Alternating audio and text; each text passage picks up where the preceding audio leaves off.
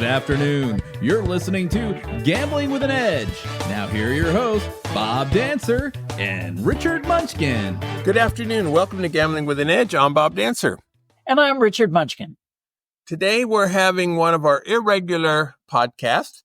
We used to do this weekly, and now we do it somewhere but semi-irregularly. Whenever the spirit moves us. And the spirit today is moved us because of artificial intelligence that is being used for all kinds of things. And I had a brief conversation with Buddy a couple months ago with Buddy Frank, who is going to be our guest today. And he mentioned he knew something about that. So I figured maybe he had enough for a show. And he said he did, and he would love to come and talk to us. So Buddy Frank, welcome back to Gambling with an Edge. Glad to be here, Bob and Richard. So our listeners in general, actually, maybe we should define artificial intelligence. I assume everybody knows what it is, but maybe they don't. I think we should definitely talk about what exactly do we mean when we say they're using AI to help them in the casinos. Oh, God bless you, because I find so many people have no idea what that term means. You want a little background? Yeah. There was a great movie out a while back. Should have been on your recommended list several years ago, but it was called The Imitation Game, about a fellow named Alan Turing. And it was how he broke the Enigma code using some of the very first computers, which he helped invent. But they really didn't tell you what the imitation game was. That came later in his career. About 1950, he wrote a paper in which he tried to do a test. He called it the Turing test to see if machines can think. And it was a very interesting test. For years, no one could pass it, but now you can probably do it with your Apple Watch. And then I think about 1955, there was a workshop at Dartmouth where they coined the word artificial intelligence. So it's been around since 1955. People I talk to talk about like it's just come on in the last 5 years. Probably has a drone above your house and Arnold Schwarzenegger's in it and going to drop down in your backyard naked. But all artificial intelligence really is the analyzing of data. And what's changed is it's so darn fast now. We can do things we never imagined we could do because they were quite frankly impossible to do. And in the casino world, probably more than most business, we have a whole bunch of data. In fact, early in my career, I'm really close and really love slot systems. And early in my career, everybody complained that, hey, we have so much data, we can't handle it. So sadly, what they did is just didn't look at other data because they couldn't handle it. But now memory's gotten cheaper, computers have gotten faster, costs have come down. And now there's some really great things going on for casino operators, for game designers, and I'll argue in many cases for the players because artificial intelligence is there. And we can talk about that as the show goes on. Okay, so the casinos had all this data. Now things have gotten cheaper. And what do they do? Well, we can analyze things we never thought about. And I could give you 1,000 examples, but I'll mention one. I finished my career with a great casino called Pechanga. And the Southern California casinos did really well. And thank you very much. They had lots of capital to explore new technology. So well before most of my competitors, we went to the tribe and said, hey, we want to put a high-speed network on our floor, but we need to buy a bunch of switches from companies like Cisco, and we need to buy a lot of big computers from Dell, and we need memory from a company called EMC, and it's only going to cost you $4 million. Yeah. And if I was working for a corporation, I probably would have been fired because they would have said, well, what's the return on investment next week? And I would have said nothing, but it's really good for the future. And that would have really got me fired fast. But at Pechanga, they went ahead. And because of that, we could do all kinds of advanced things. and we had to prove to them how we would make that money back in the future. I'll give you a really simple example. But John got a relatively small hotel, not like the mega hotels of Las Vegas. But when they had a special event like New Year's Eve, guess who we invite to stay in the hotels? All the players who spend the most money per trip. We call it average daily trip budget. So I don't know if you guys would ever be on that list, but let's assume that you're what I call a 10,000 ADT and up player, meaning every trip you wagered $10,000. Some people 100,000 and so on. So the host would always put those people in the hotel first. But once we started analyzing more data, what data am I talking about? Well, what if we take a look at the hotel data and see how those players that were the 10,000 changed their behavior when they stayed in the hotel versus when they didn't? And we found some players maybe did 20,000. Some maybe only did 10,500. But we looked at $2,000 players or $1,000 players and saw when we put them in the hotel, they went up to 10,000 or higher. But changed our whole thinking. We never really analyzed what was the impact of play when they stayed in the hotel versus when they didn't. We always had the data, but we didn't have anybody to go out and say, let's do all this, because it took too much time and too much effort to look at all players, how they did this time, that, go clear down to a $100 player. We didn't look at how they changed. That one change alone generated enough incremental revenue to pay for our entire memory upgrade, which I think at the time was about $3 to $4 million. So didn't you need to hire data scientists? Pardon me? Didn't you need to hire data scientists? In addition to buying all that equipment, that's exactly right. In fact, I think for the first time, we hired people that had that weird title attached to their name, data scientist. You know, before that, we had IT guys and we had financial analysis and stuff. But now all of a sudden, we hired data scientists. Because that example I gave you is very simple. Because you might actually take 4 or 5 or 6 or 7 or 8 qualities like that and put them all in your database to make better decisions. And how long ago, how many years ago was this? Oh my gosh, that was about 15 to 20 years ago. And not only could we do more advanced technical things, like at one time we turned every machine in Pechanga except for the reel spinning machines. We turned every video machine into a tournament machine. And for about a half an hour, every game in the casino, I think there was 2,200, and we set a Guinness World Record, turned into a tournament machine.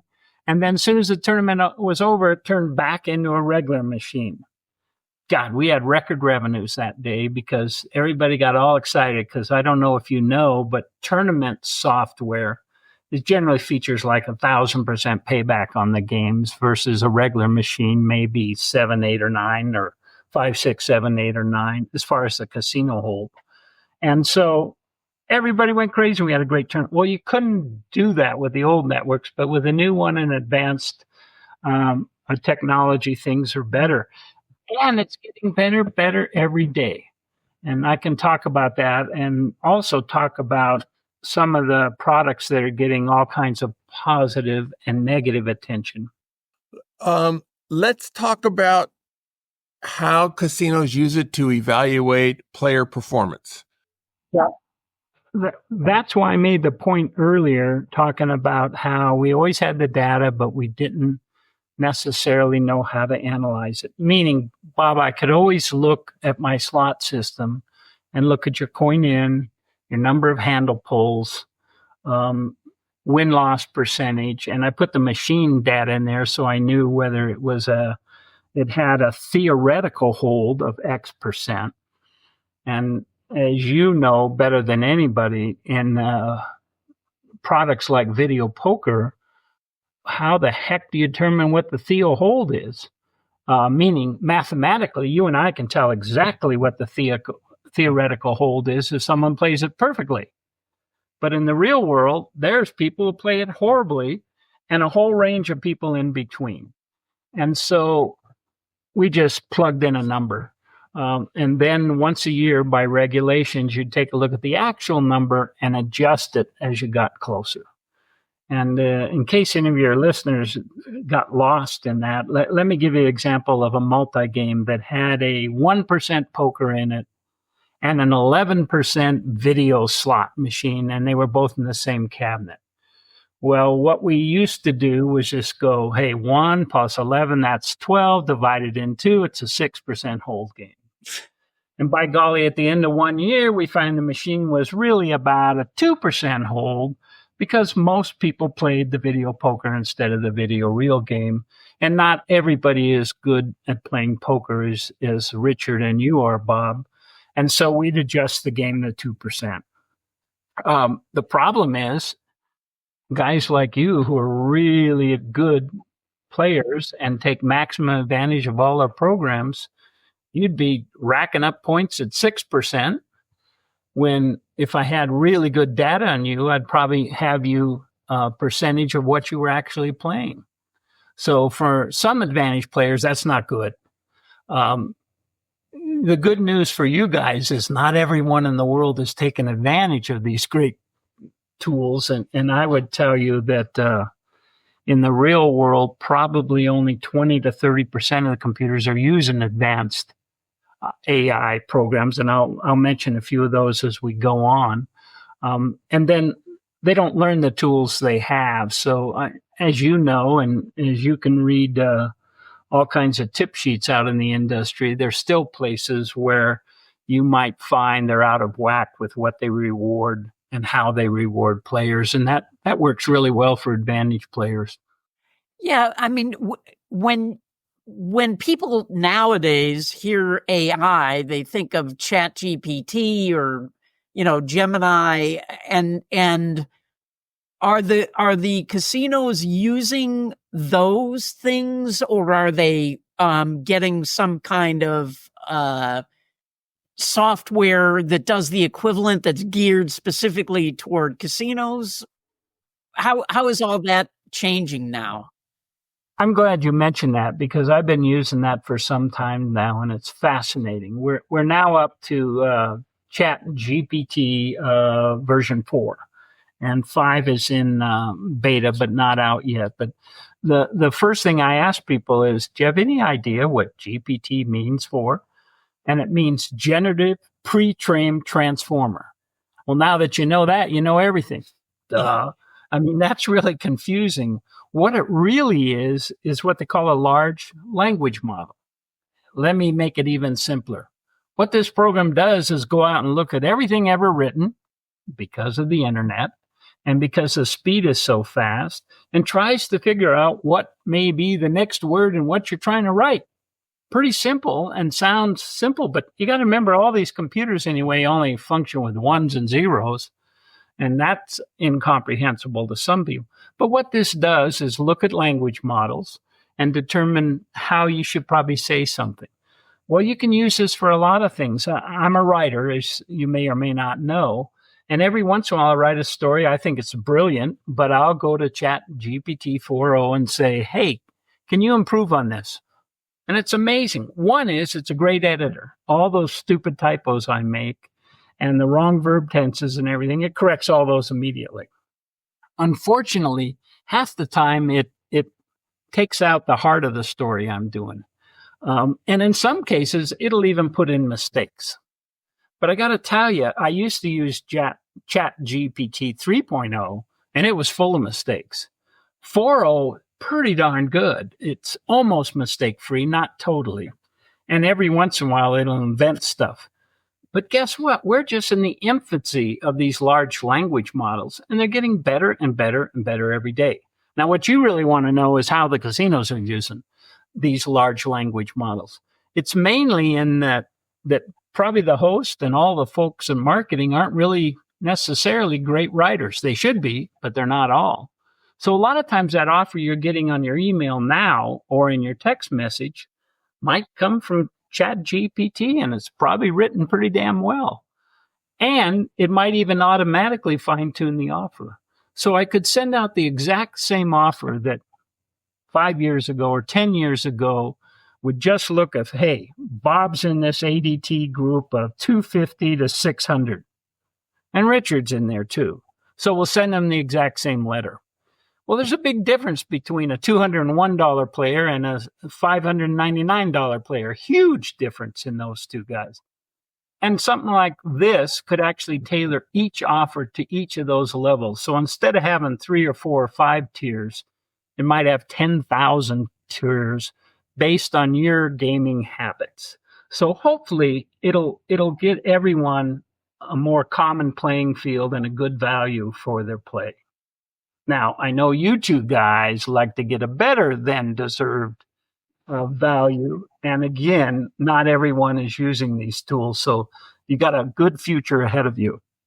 So I remember hearing, 20 years ago or more, that somebody had the patent on video poker, on analyzing video poker in real time to give you an exact theoretical of the player playing the game, but they never had implemented it. And I'm wondering, is that a reality now? Are they finally doing that?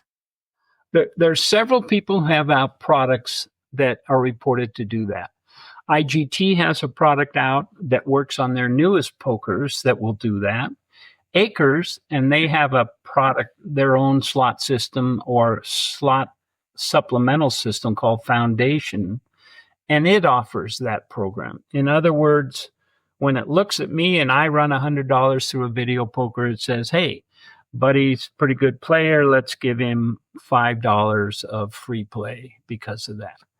And Bob plays that same video poker machine and the system goes, oh my God, this guy's incredible. Let's give him 2 cents because he is really good. So those are the future out there. Very few people have used it, which surprised me. I thought more people would. And I think we talked about this a year or two ago about how these programs were coming, but not everybody has implemented it yet. In fact, very few have implemented it. But so players who had a choice between playing on brand new machines in a casino or the same game on a machine that was 10 years old, probably, assuming they're a good player, would be better off playing on the older machines because they would be less detectable. Is that fair? Depending on the product they use. The Acres product, they say, will work on all the older machines. The IGT product, last time I checked, and they just did a new version, so I'll have to check that one out, Bob. But last time I checked, the IGT model only worked on newer pokers. I'll give you a little operator thing about new pokers versus old. I highly recommend casinos buy new pokers because they don't have sticky buttons and the technology things. Certainly the screens are brighter and better, but it's kind of hard because that new poker machine probably won't make 1 penny more than the old one, unless you're taking advantage of more of the action gaming products. The Ultimate X Super Duper might require a new machine, but it's kind of hard to go out and buy a new machine and your boss says, how much more money will it make? And you have to tell them, well, probably not much more because people like the old one. Well, why are we getting new ones? It's because of those. We don't have the sticky buttons. They're much better. They'll go into the future. The other one, the mechanics out there fixing something every 10 minutes. It's going to be better for guest service. So you notice an awful lot of casinos are upgrading their machines. In fact, years ago, one of the first companies to replace all their pokers was Caesars. And I went, what a stupid decision. They got one of the worst video poker products in the industry, least played, because they're generally tight, at least under the old Caesars management, they sure were. And you can tell me if they still are, Bob. But they bought all new pokers instead of buying other slot machines. And I was surprised by that. But I think probably everyone's going to end up in the very near future, Bob, of being able to track the quality of play to the player. Whether they use it or not, that's up for debate.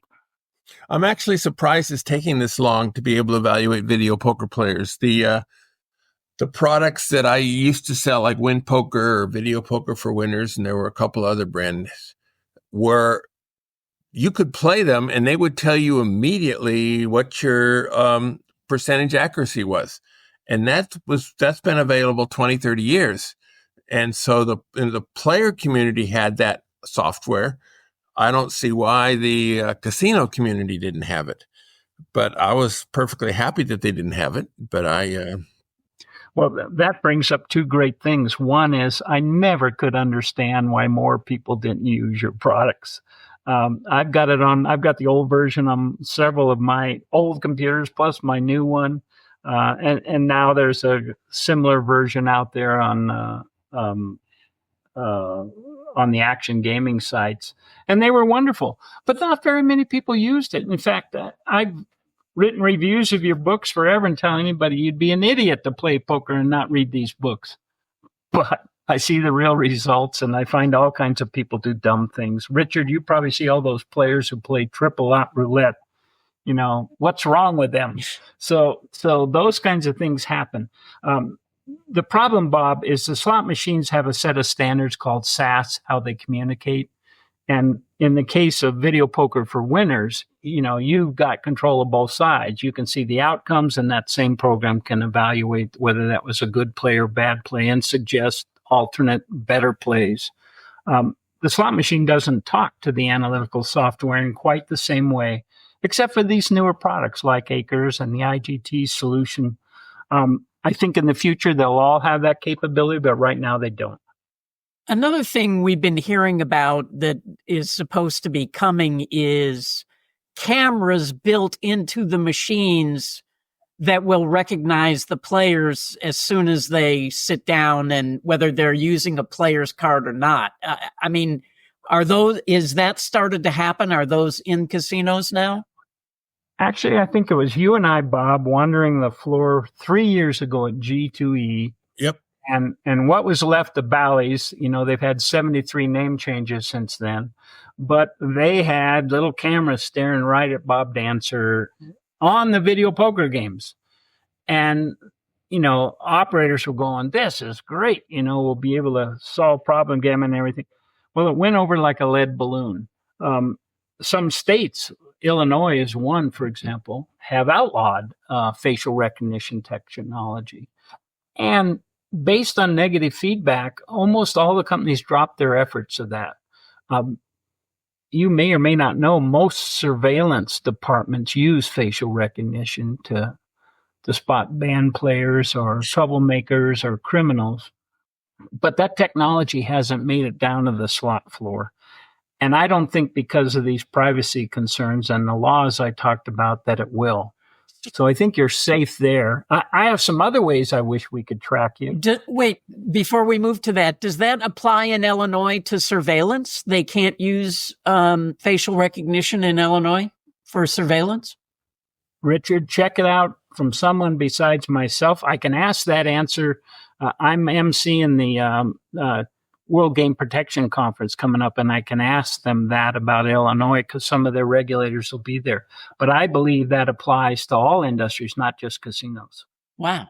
And I don't know which other states, but I'd heard some other states are doing it. One of those privacy concern things. Yeah. Sounds good to me. Changing gears for a little bit. Slots is not the same as video poker. A couple months ago, the MGM made a big splash in the news because they're going to be using AI to look at all the slot machines that people play, and the ones who only play machines of a certain type, MGM is going to either restrict them or eliminate them from the casino. Do you know anything about that? Sure, but it's not just MGM. I find most of those corporate guys are years behind in their technology. I got to give you a little background. I love the subject of AI for analytics. You call it business intelligence. But I worked both with gaming analytics when they were founded. I was on their advisory board for a couple of years. And today I do a little consulting with a company called Quick Customs Intelligence, QCI, and they're both analytical programs to do that. There are about 10 other minor ones. Those two are the major ones. If anybody wants, I can look up while we're talking the names of all the others, but those are the two major ones. And they do all kinds of things like that, Bob. They look at the players. And I wrote an article a while back about the industry's upsetting about machines that I call it perceived persistence and true persistence machines. Do I need to explain those to your audience? Probably. Okay, persistence is, a machine like Hexbreaker was one of the first big ones, but going way back, there was a machine called Diamond Mine from IGT, and I'll use that one to explain. You're looking at the slot machine, and over at the side is a tube, and every time you'd hit a certain combination, a diamond would jump up and drop in that tube, and you could see it over there on the right-hand side of the screen. And when that tube got filled to the top with diamonds, boom, you get a jackpot. That is true persistence. And today there are several machines out in the industry, very popular, that are true persistence, meaning if certain conditions occur, you almost can't lose.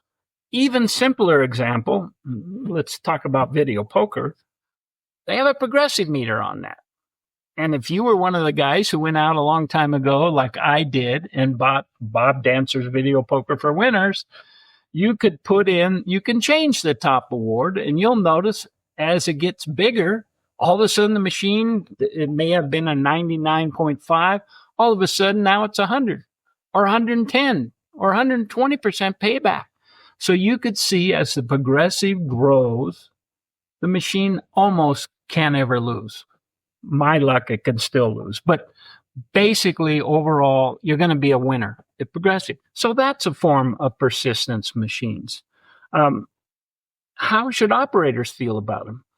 Well, guess what? When those jackpots we'll use the simple video poker instead of the persistence machine. So when that jackpot gets bigger, I notice all of a sudden the coin in goes up.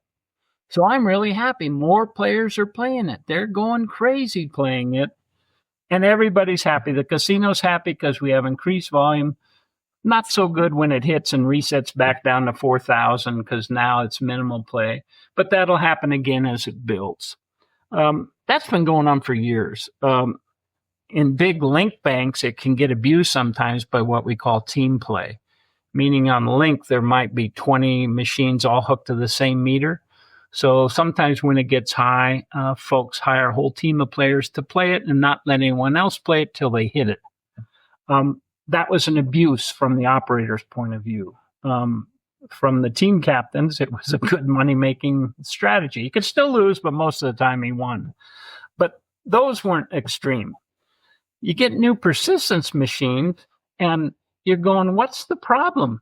When that diamond chute gets full, people jump in there and play it. And what's the issue? I don't care. We're still getting the same hold percentage on the machine we always got. Well, the issue became, I use John Smith as the average player, comes in every day, plays the machine a bit. And then here comes what I call the persistence bandit. The guy comes in, he only plays that machine when it's in a winning condition. What's the problem? We're still making money. Well, John Smith is upset because when he started, there was one diamond in there and he filled it up 3/4 and had to go to the bathroom or had to go home on the bus that day. Or when he went to the bathroom, he came back. There's the known persistence player hitting that jackpot for only playing a small amount. Great for the persistence player. He's smart. He spotted machines in a favorable condition and played it and won the jackpot. But John's mad and doesn't come back to your casino again. So a lot of, I think this peaked, this persistence machine peaked about 2 years ago. And a lot of operators now won't put in a persistence machine. The brand new one that got most of the hype at G2E this year was called Phoenix Link, a brand new machine from Aristocrats. Pretty good machine. It's got a persistence feature, but it's not as prominent, and a lot more of the bonuses go to the other side. Now, there's another thing called perceived persistence. my favorite game is from Aristocrat. I call it the firecracker game. You've probably seen it with 3 strings of firecrackers hanging down. Yep. And some of them, you look at them and only the bottom few layers of firecracker are twinkling or they kind of glitter in the light. As the machine gets played more, you'll notice that those twinkling firecrackers climb up to the top. A lot of players will go over and jump on that machine because it looks like it's ready to hit. Because when one of those strings get to the top, it can hit, often does. But guess what? That's perceived persistence, because the machine can also hit when there's nothing flickering at all. So operators love those. And there's one other product I failed to mention that really got people going, and that's a special kind of progressive meter called must hit by. And several manufacturers did real good. Ainsworth really kind of pioneered this. And that means, let's say there's 2 or 3 meters, but one of them says must hit by $1,000. So when the meter's at 500, you play it, it goes up. But what do you think happens when the meter says $998? All of a sudden, there's this guy, Bob Dancer, playing it, who we've never seen before in our life, because he recognized this machine was in a winning condition, and without too much coin in, he'd probably win. So those also are getting some negative pushback from operators, GMs who say, get rid of all the precision. I don't think you can find a hex breaker around anymore because so many people reacted negative. There's a version of Buffalo that's like that. And if you read any of the good books out there, the Wizard of Oz has got one telling you which games to look for. And a lot of people are writing columns about what games to look for. I urge you not to do that, because as soon as GMs and slot operators see that, they'll rush out and remove those games. But therefore, the good analytical programs are doing it. The problem, once I identify a guy who only plays those machines, what do I do about it? And I don't know anyone who's come up with a good answer for that yet, Bob. I guess they could cut you off your club points, but you're still going to make money. So it's kind of a quandary. What we can do is not make you absurd offers and put you in the high roller suite and everything's free at the golf tournament and send you on our Norwegian cruise. But other than that, there's not a lot we can do about that. And sadly, some really fun games are not being purchased or put on the floor by some operators because of this problem. That's probably more than you wanted to know on this. No, I mean, some of the operators are throwing people out. I mean, literally, 86ing people for playing slots. You ought to be familiar with that, Richard. I'm not a slot player. So. I know, but you were the first. Your table games players were the first victims of being excluded from a casino. Oh, yeah. Sometimes for no good reason. Yeah, and it's hard to do that. So that may be fine in a place like El Cortez, where you know all the players and you say hello to your friends, but try that in Yavama or Pachanga, where there's more than 5,000 machines, or Windstar, where there's close to 10,000. The place is packed. Hard to get rid of people. Well, it is actually as easy to get kicked out for slot hustling in El Cortez as it is to be counting cards. They know the bad guys. That's the difference. It is one of the places that does that.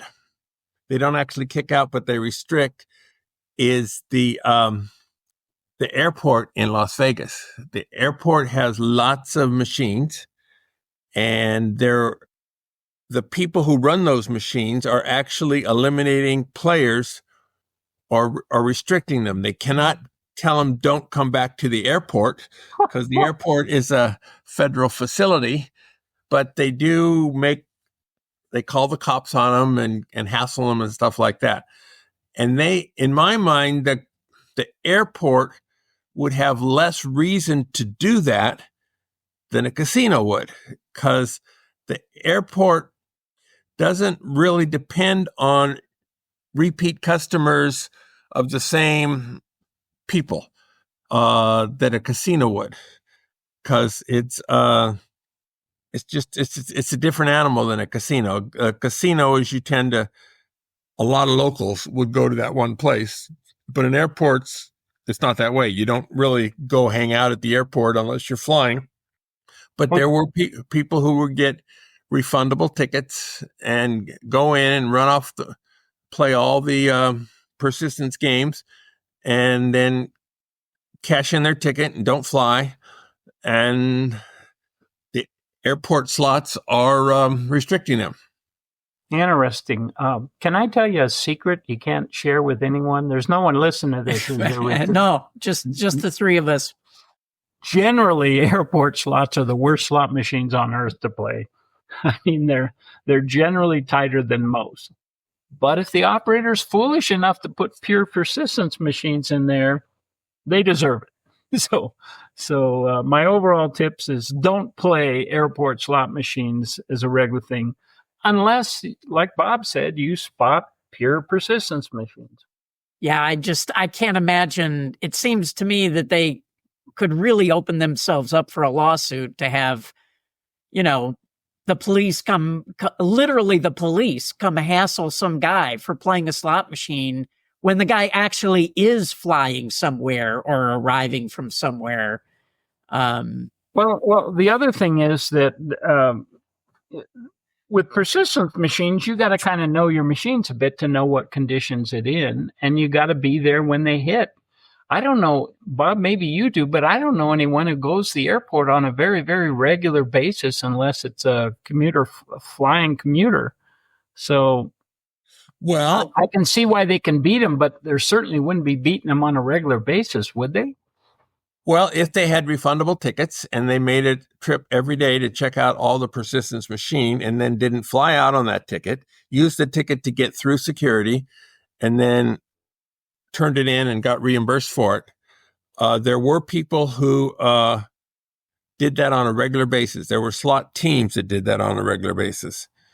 Bob, I love talking to you because I learn something every day. I mean, buddy, before we started, you said that once you started doing all this data analysis, you found that you had misjudged players in the past. Can you talk more about that? Well, the one area where we haven't made a ton of progress, Richard, is table games.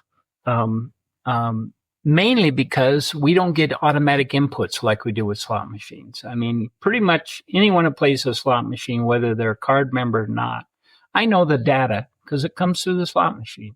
Well, with table games, we have to rely on things like the pit boss comes every once in a while and sees Richard's only putting out black chips or $5 chips, and he writes it down and he goes around. And of course, all the advantage players, when they see that guy come and put out a big bet, as soon as he's gone, they put out smaller bets until the deck's in the condition. Anyway, for lots of reasons, we didn't have accurate inputs on table games players. I was working at the El Dorado, which in those days was a little casino and now is the largest casino group in the world. But we explored a product called MindPlay. It was a table games tracking that used cameras to record the chips and stuff. Turned out it had a lot of flaws, and the dealer had to do it perfectly or it didn't work right, so they abandoned it. But we learned with that short amount of data that we were actually throwing out all kinds of people we thought were advantage players or card counters or deal slicers or whatever. And when we got that system in, we find out, hey, those are really good players. I'll tell you one more secret, Richard, and don't tell anyone this. Of all the card counters in the world, only a very small percentage of them are good enough to really beat the game. And I'm going to ask you if you agree. 100%. Yeah. And we were throwing out all kinds of good players who actually should have been VIPs because they weren't that good. But based on their way they were playing, just using cameras upstairs and having the guy look at it, we went, that guy's a card counter, throw him out.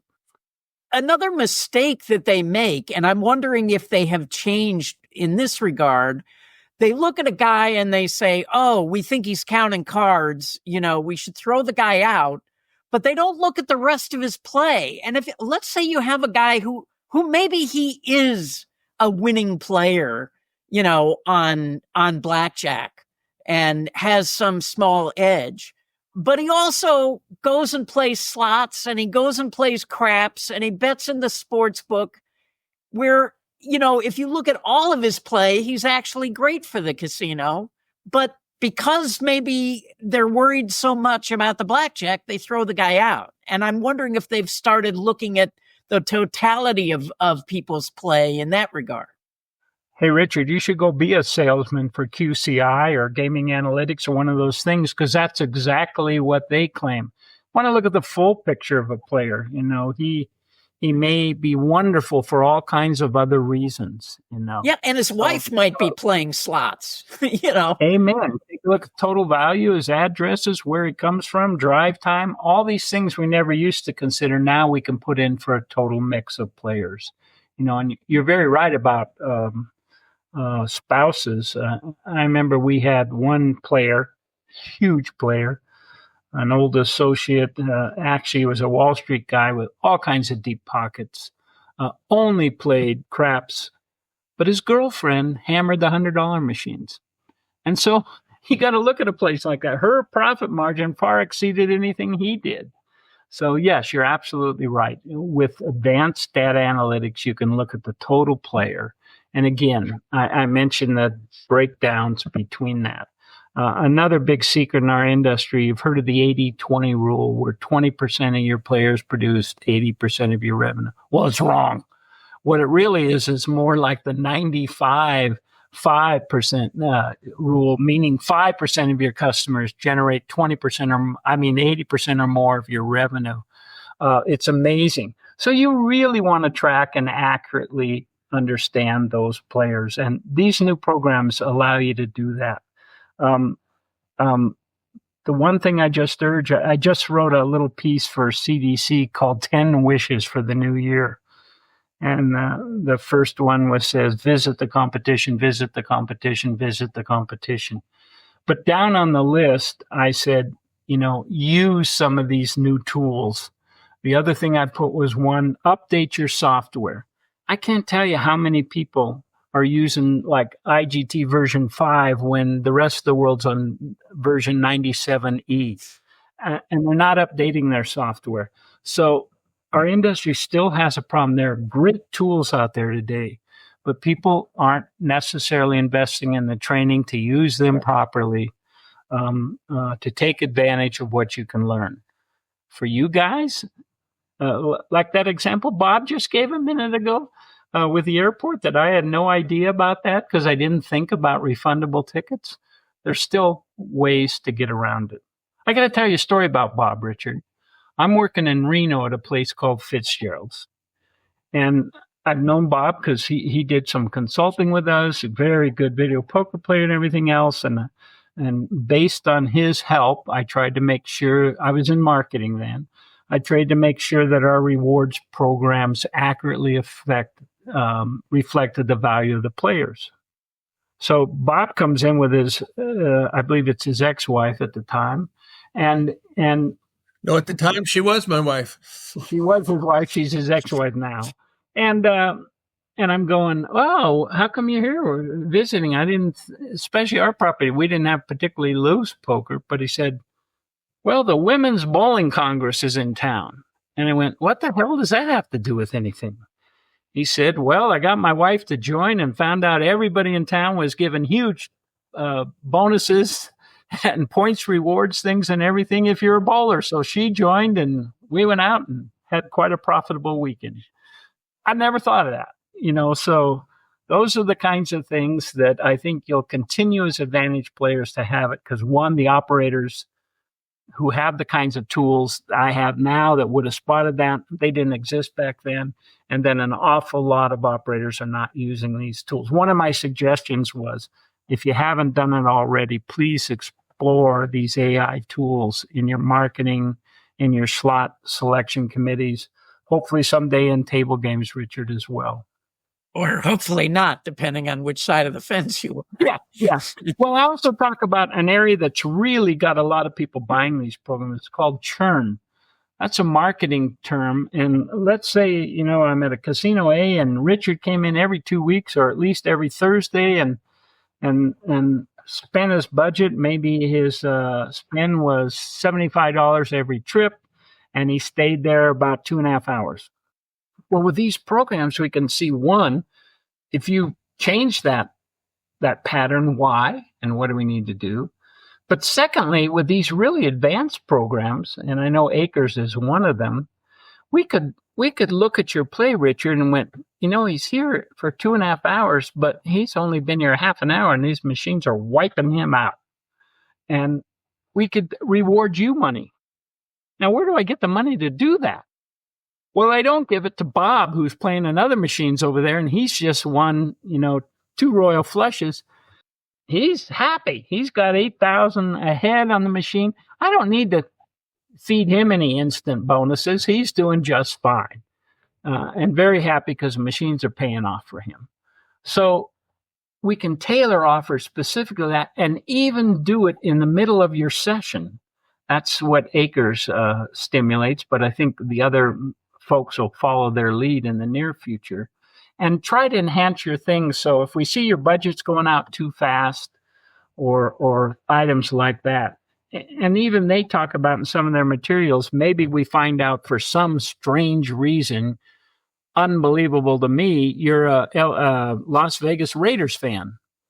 Well, when they score a touchdown in real time, we can say, hey, Richard, your team just scored a touchdown. Here's a bonus. And that'll make you feel very personal connection to the machine. Now, sadly for you, they don't score very many touchdowns, so you won't get much. But right, I'll get the bonus on the slot machine. But if I go over to bet them in the sports book, they'll say, "Sorry, you can bet $10." Well, that's a whole new world, the sports book. But one thing about that, I mentioned we have good data about slot machines. We got really great data about sports betting. So that's an area where AI will really, really be valuable in the future because everything's online or has the data computerized. So lots of opportunities there. Now, for the game designers, they really love AI because they can look at all kinds of elements. What bonus did the player like the most? When he got this bonus, did he play more or play less? Did he leave when he got that? All kinds of things we couldn't look at before, we'll be able to look at in the future. And the manufacturers will be able to look at that data too if it's on a shared link. I would think sportsbooks have been using AI for a while. Yeah, because, like I say, everything's online. And, their purpose is, by the way, I don't know if you've seen the numbers, but it's staggering how much is being wagered. Atlantic City, on their combination of sports betting and online betting, exceeds their slot play. It's just phenomenal. And they've only been in that business 3, 4, 5 years. And already it's that big and growing like a weed. So I don't think it's hurting casino bricks and mortars, but it's a whole new audience who's very active in gambling a lot. But I think it's good because we'll be able to spot quickly illegitimate bets or money swinging in bizarre ways that if it was all just with the bookie in the corner or the guy in the back alley, you wouldn't spot those patterns, but now you can. How do you see AI different in 5 years than it is today? I think it'll be adoption. I think, I always consider myself an early adopter in the industry, and I didn't deserve that title. It's just because everybody else around me was a slow adopter. It's the old story. You don't have to outrun the bear. You just have to outrun the guy, the slowest person in the group. And I think as time goes by, you'll find more and more people seeing the benefits of good analytics and good AI and implementing it in their products, their marketing schemes, their rewards program, and so on. And just another simple thing. At the company I do a little consulting with called QCI, you guys ever heard of a COO at companies, Chief Operating Officer? Yeah. Sure. Their chief operating officer there is a computer program. It's got somebody's name. I forget what it is. And if you think about the Peter principle in our industry, like a QCI, that's a company that really hires the co-CEOs or the co-founders. One guy's an analytical expert in databases and graphical designs and floor mapping. He's wonderful. The other co-founder is a PhD in mathematics. They're just really good guys. So you promote those guys to the CEO, and they're spending half their time filing HR reports, answering emails, wondering why one of the employees ran off with another employee, or did they do their requisite training and all this stuff, and which emails should go out, who did you respond to, have we checked our supply chains. Those are not the skills of those two guys. So they found, gosh, I wish I could remember the name they call it. They love it. But it does all the mundane things like schedule times for meetings, do all this stuff, knows who's where, who's traveling. All those kinds of mundane things is being done now by a computer at that firm, not by a human. Because those are skills better handled by a machine than a person. And I think you'll see more and more and more of that. You guys, simple example I can think of, Bob, is I loved it when cars came out with cruise control. And what that meant, you push a little button, you set the speed, and now you don't have to keep your foot, especially on that drive between Reno and Vegas. It'll just go the speed you set it at. Well, then along came adaptive cruise control using AI. And what that did is it had a little sensor in the front or a camera. And same exact thing. But if all of a sudden now there's a car doing 55 in front of you and your cruise control set to 70, you won't smash into the back end of the car. Whereas with the old cruise control, it was wonderful, but you would smash into the back end of the car if you weren't paying attention. So adaptive was really cool. It would slow down. Then I bought a Tesla. And a Tesla, the first part of it was it had adaptive cruise control, but it also had cameras on all four sides and everything. And so now it goes right up the car and it keeps the constant speed no matter what it is. But it also, because of the cameras, it'll go around that car if there's nothing in that other lane. And now I got the latest free version of a thing called full self-driving. And now I just put in where I want to go. And I swear to God, it works perfectly. The car will just go there by itself. It'll stop, it'll signal, it'll stop at the red lights, it makes turns, does everything. And I don't have to do a thing. Now, I hold on to the wheel because my old-fashioned mind doesn't totally trust it, but I barely have to touch it. These things just keep getting better and better and better. And Amazon keeps recommending books I like to read. So getting better and better and better every day. As always, buddy, it's a pleasure to have you on the show. Thank you. I learned a lot today. You accuse me of teaching you things. I definitely accuse you of teaching me things. I've got to buy refundable tickets from now on. Right. That's a good idea, but also know that they're looking out for you. If you're playing Buffalo Ascension too much, they will do things. Hey, Richard, don't tell me, but he just mentioned one of those games on that list I told you. Right. Yeah. Yeah. I think the cat is out of the bag on that one. Yeah, among those who know, and they're not hard to spot. In fact, I recommend regular players look for that. Why should they not do it? But just like people not using Video Poker for Winners or some of the great tools out there, thank God for us operators and for you advantage players. There's a bunch of players out there who are oblivious. And I can't understand why anybody plays 6-5 blackjack or triple lot roulette, but there's hundreds of people who do. Yeah. All right. So at the end of our show, sometimes Richard and I would have a recommended section. And today I am going to talk about a book called Blood Game by Jeffe Boats. For some reason, Jeff spells his first name Jeffe. I don't know why, but I asked him how to pronounce it, and he goes, "It's Jeff." So I should have known, I suppose. But anyway, Blood Game is an action-packed thriller involving Mideastern terrorists set at an Eastern European poker tournament. The protagonist, Dr. Thomas Vale, is a highly functioning individual with Asperger's syndrome, somewhat similar to Rain Man. and he's on the fringes of the CIA, but not fully part of it. The book is the first of a series of adventures that involve this character. I enjoy the thriller genre, and this book will definitely fit right in. And the fact that it's set at poker tournament will make it of interest to many of our listeners. Richard will provide a link to that game at the end of the show. Its published date is February 4th of 2025. So you can't get it quite yet, but it's coming up soon. Yeah, I, after spending a lot of time in Hollywood and reading a lot of really terrible scripts, when I was younger, I felt like if I started a book, I had to finish it, and then I got to the point where I realized, boy, is that a waste of time. If I don't like it, I'm dropping it, after 10 pages or whatever.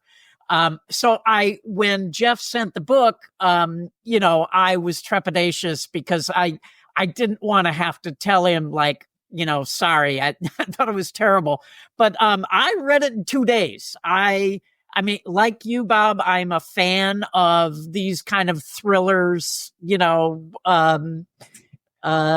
Vince Flynn or Tom Clancy or these type of books. And you throw in the poker aspect. I'm a sucker for that book. But held my interest right from the beginning. And as I say, I finished it in 2 days. So we wanted to give a shout out to Jeff since he's a fan of the show, and he wrote a good first book.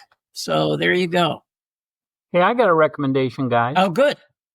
It's a game you can't play until summer, unless you live in Indian land or a few jurisdictions. In fact, it's going to be legal in Louisiana any day now, but it's been out for a while. It was released in 2021. I don't know if you've heard of it, Bob, but it's called Devil's Lock. It's by a company called Blueberry. And it's a slot machine or what? It's a slot machine. And it has a small perceived persistence bonus. But this machine came out from a very small manufacturer named Blueberry, Canadian company based in Quebec. They got a brand new CEO, and he hired some really great people, hired some good salespeople and some good product developers. And this game came out, and even though it wasn't in Nevada, in all the national polls, it shot up to number one. That's not unusual in one first month when a game comes out. But this thing stayed at number one for almost a year, almost more than a year. It's really a fun game to play.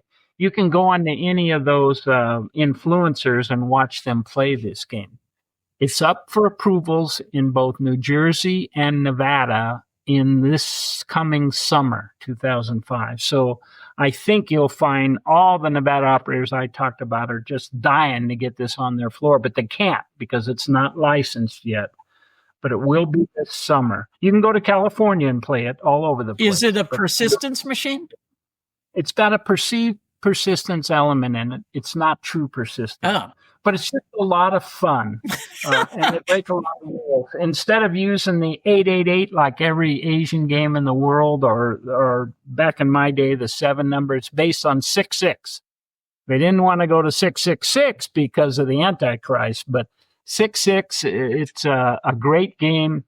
A lot of people love it. It uses 15 independent reels, a center pig or piggy bank figure devil figure in the center square because it's a 3x5 that triggers all kinds of bonuses. It's a game I think a lot of people will like, but it's not a true persistence. Yeah, I have to tell you a secret, buddy, but our listeners, they don't play slot machines for fun.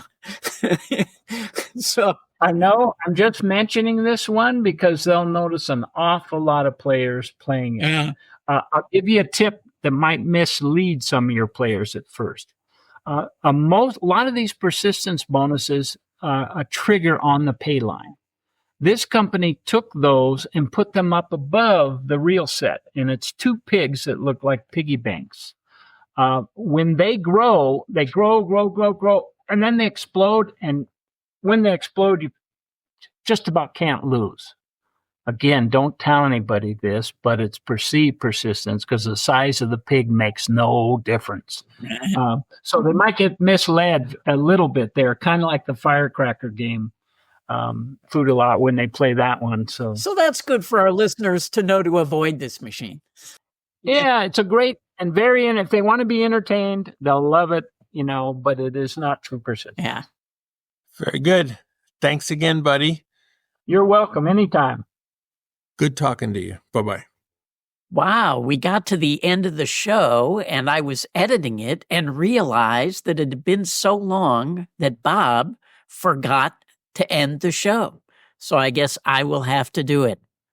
Go out and hit lots of royal flushes, everybody. Good day.